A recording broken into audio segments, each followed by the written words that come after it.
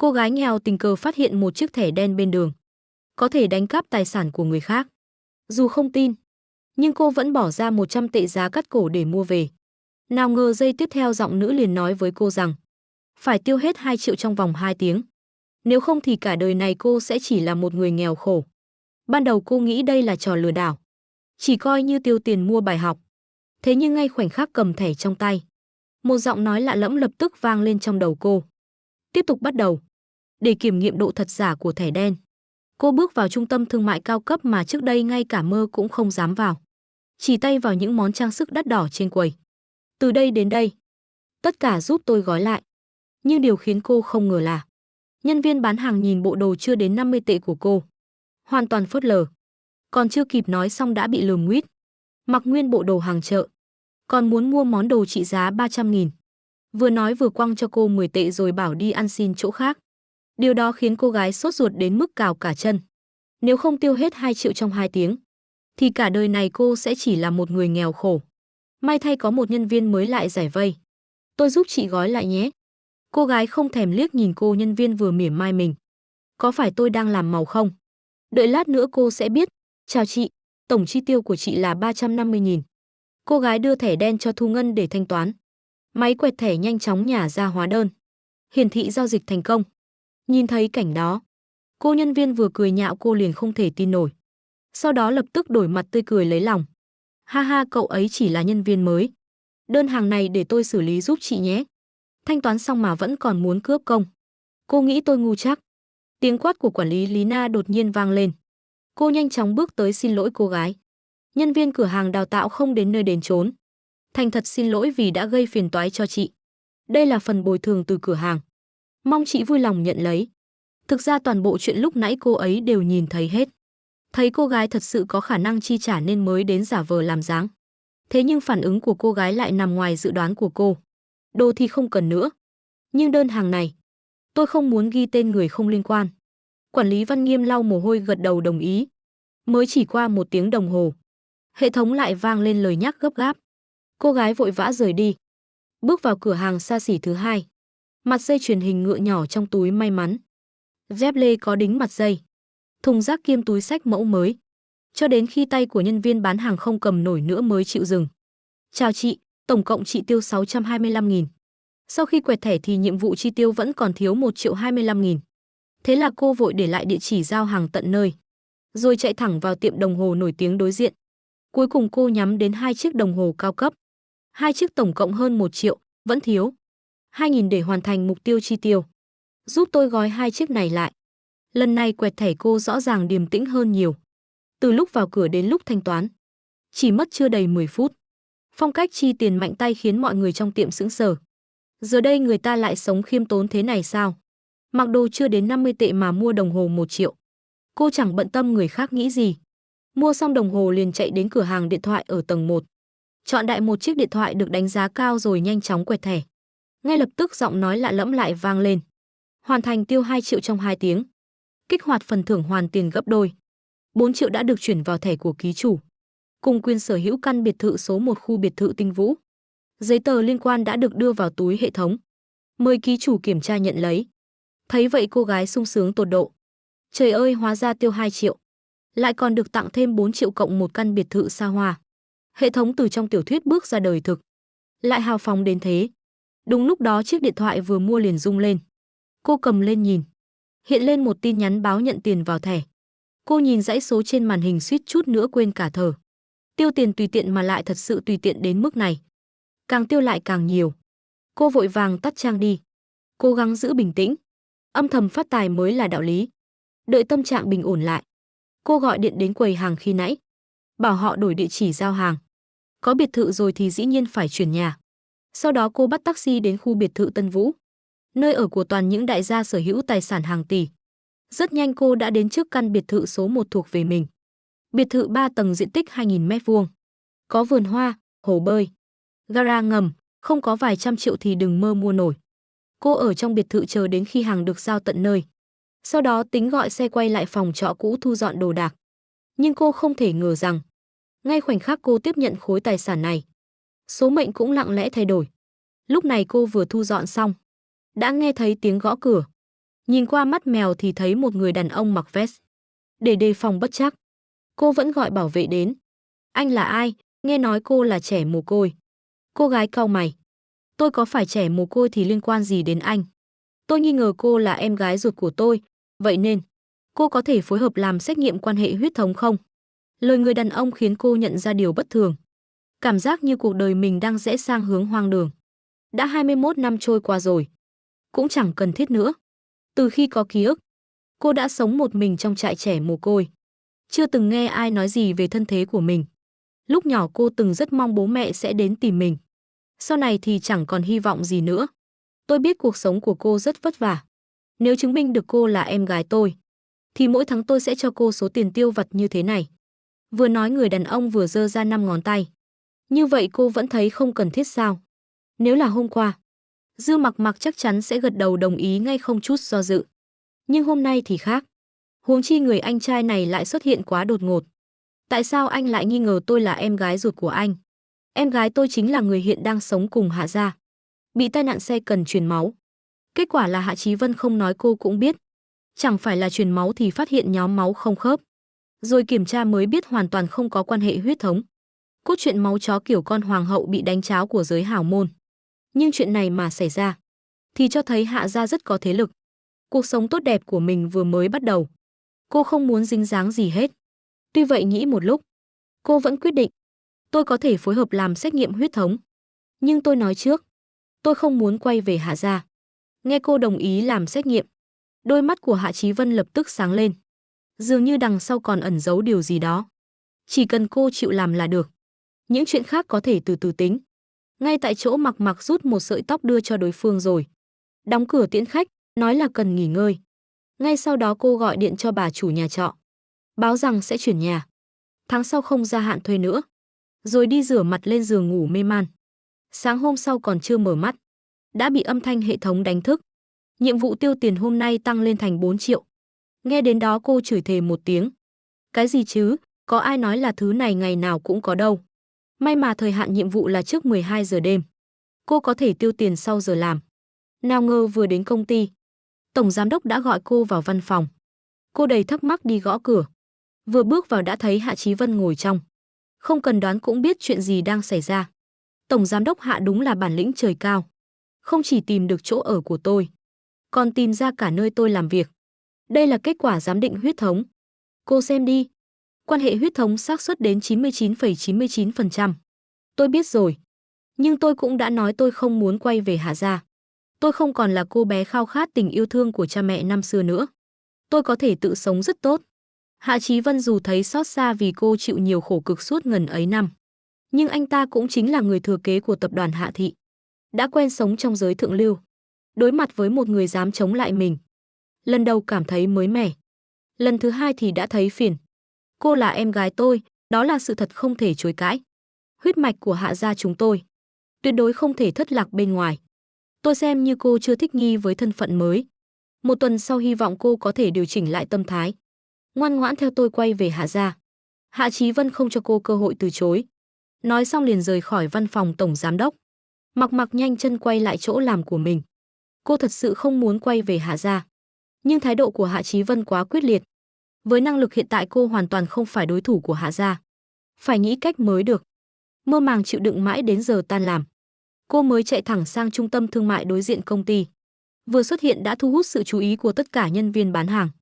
Dù sao thì mọi người cũng nghe kể về màn mua sắm huyền thoại ngày hôm qua. Khi cô bước vào quầy Cartier, nhân viên bán hàng của Cartier lập tức vui mừng. Hôm qua họ vẫn còn tiếc nuối. Đáng tiếc vị khách đại gia kín tiếng này. Suýt chút nữa đã tiêu tiền trong cửa hàng của họ. Kết quả lại bị cửa hàng đồng hồ đối diện giành mất. Không ngờ hôm nay, vị khách này lại quay lại. Vẫn giữ vẻ kín đáo như mọi khi. Chỉ đeo một chiếc vòng tay trị giá 3.000 tệ. Chào chị, tôi là Tiểu Thanh từ quầy Cartier. Hoan nghênh chị ghé thăm. Mặc Mặc gật đầu. Chỉ tay vào chiếc túi xách siêu nhỏ trong góc. Giúp tôi gói chiếc đó lại.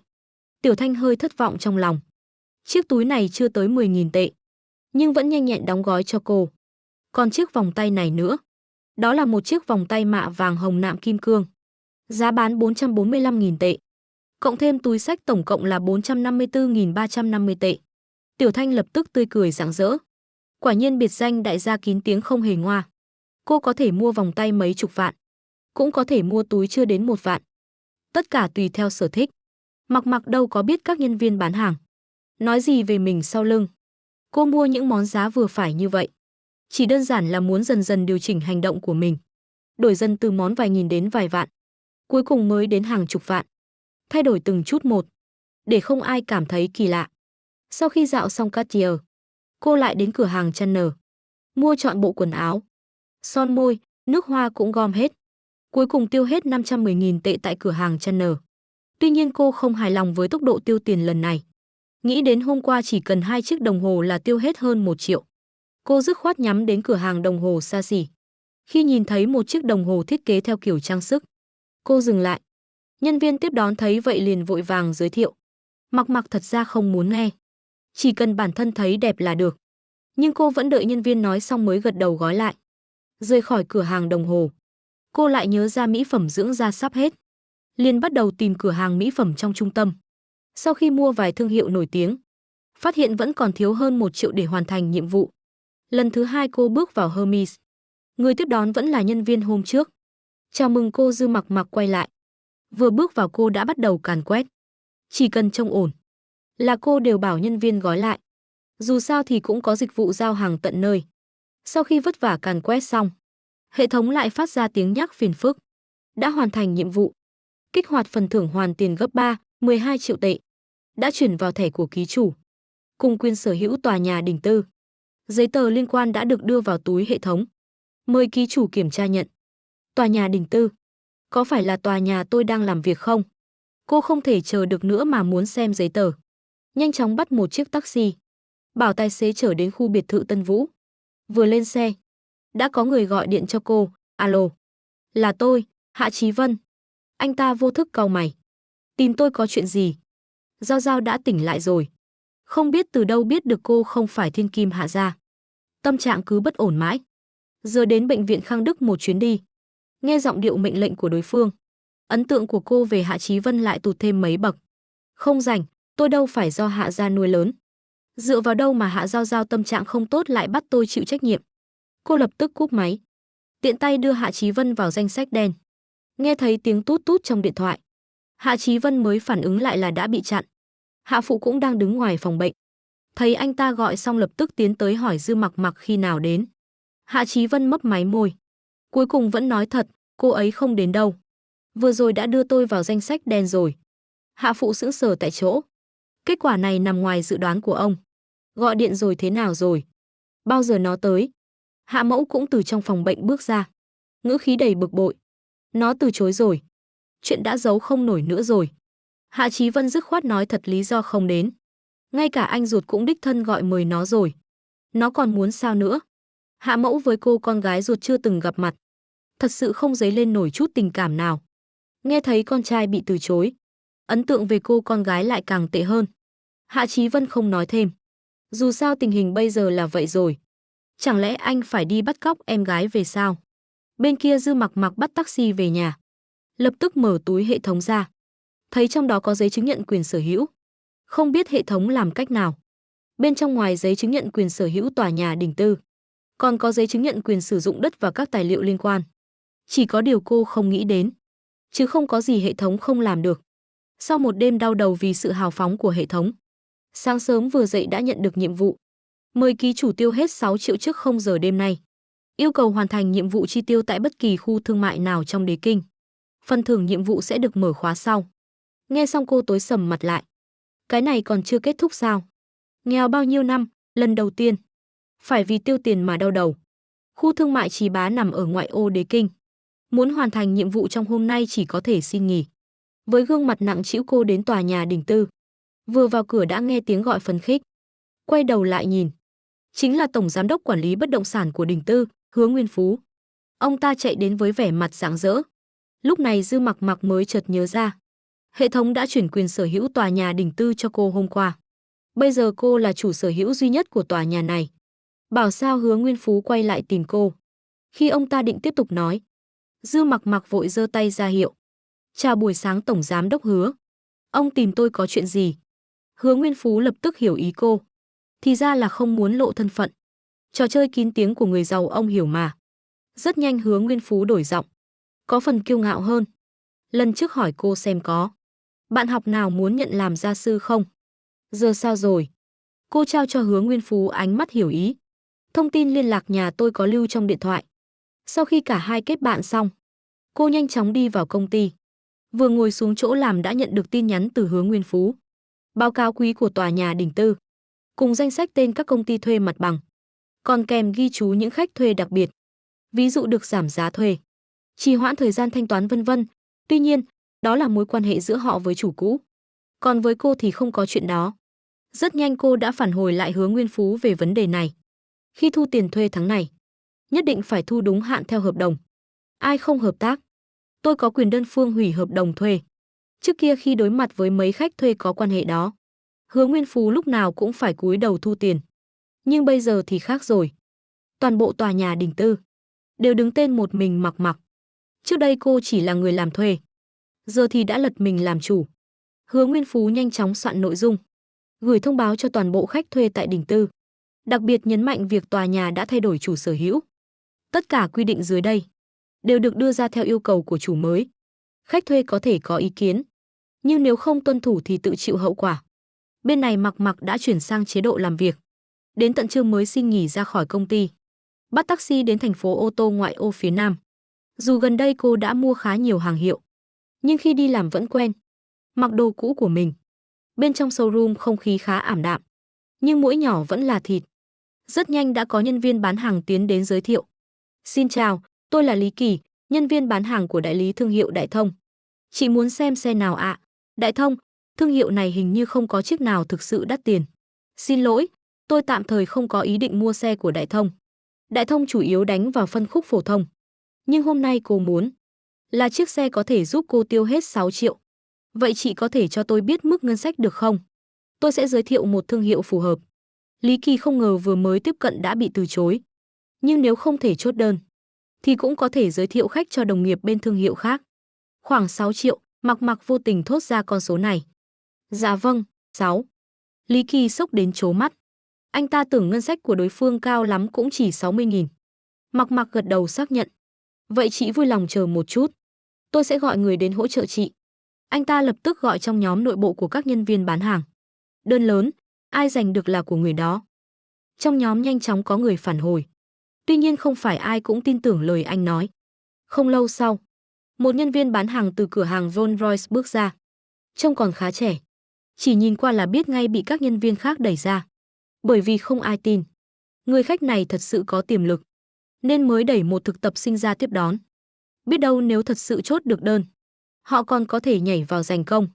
Chuyện thế này đâu phải chưa từng xảy ra. Cô Dư Mặc Mặc. Tôi là Hồ Nhất, nhân viên bán hàng thương hiệu Rolls Royce. Mặc Mặc không quá để tâm đến thương hiệu xe. Dù sao chỉ cần giúp cô tiêu hết tiền là được. Đi thôi, xem xe nào. Mời chị bên này. Hồ Nhất thật ra không có nhiều hy vọng với đơn hàng này, nhưng vẫn tận tâm giới thiệu. Xem qua mấy mẫu Mặc Mặc đều không hứng thú. Mẫu thì quá hướng công sở, mẫu thì lại quá to. Cuối cùng khi thấy chiếc Red, mắt cô sáng lên. Tiếp đã nhiều khách, Hồ Nhất vẫn có chút kinh nghiệm đọc biểu cảm. Anh biết lần này mình đã giới thiệu đúng mẫu. Chiếc xe này tất cả thủ tục đều do bên tôi lo liệu. Xe sẽ được sản xuất theo đơn đặt hàng. Vì vậy sớm nhất cũng mất khoảng nửa tháng. Nghe đến đây Mặc Mặc lập tức chốt luôn, lấy chiếc đó đi. Đặt cọc toàn bộ. Sự dứt khoát của cô khiến Hồ Nhất hơi ngẩn người. Nhưng rất nhanh anh ta đã lấy lại tinh thần. Dạ vâng vâng, tôi đi chuẩn bị hợp đồng. Chị có thể nghỉ ngơi một chút ở đây. Hồ Nhất dẫn cô đến ghế sofa trong cửa hàng ngồi nghỉ. Rót cho cô một ly cà phê. Rồi vội vàng đi chuẩn bị hợp đồng. Chào chị, tôi là Vương Miểu, nhân viên bán hàng hàng đầu của cửa hàng. Vừa rồi cậu Hồ có việc đột xuất nên nhờ tôi tiếp chị. Anh tiếp tôi thay cậu ấy. Vậy nếu chốt được đơn này thì thành tích sẽ tính cho ai? Chiêu trò cướp đơn kém cỏi thế này, cô cũng chẳng lạ gì. Chuyện là thế này. Cậu Hồ vì lý do cá nhân không thể tiếp tục phục vụ chị, nên hậu quả gây ra đương nhiên do cá nhân cậu ấy tự chịu. Dù không nói rõ, nhưng mọi người có mặt đều biết rõ câu trả lời.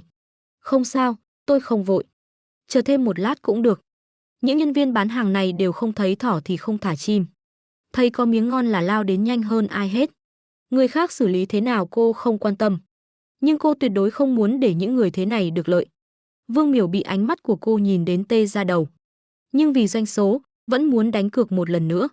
Là nhân viên lâu năm, tôi có thể đưa ra ưu đãi nhiều hơn cậu Hồ một chút. Nói xong còn nở nụ cười đầy tự tin. Gặp người khác có lẽ sẽ đồng ý. Nhưng với cô thì tiết kiệm chính là gây thêm rắc rối. Cảm ơn, tôi không cần. Khó khăn lắm mới tìm được một chiếc xe giá phù hợp. Giảm thêm chút nữa. Chẳng phải là đang làm khó nhiệm vụ tiêu tiền của cô sao? Đúng lúc này Hồ Nhất cuối cùng cũng mang hợp đồng quay lại. Cô Dư Mặc, xin lỗi vì để chị đợi lâu. Thấy Vương Miểu đứng cạnh, sắc mặt anh ta hơi khó coi. Dù sao thì cũng rõ lý do tại sao Vương Miểu lại ở đó. Thấy vậy Vương Miểu chỉ có thể hậm hực xoay người rời đi.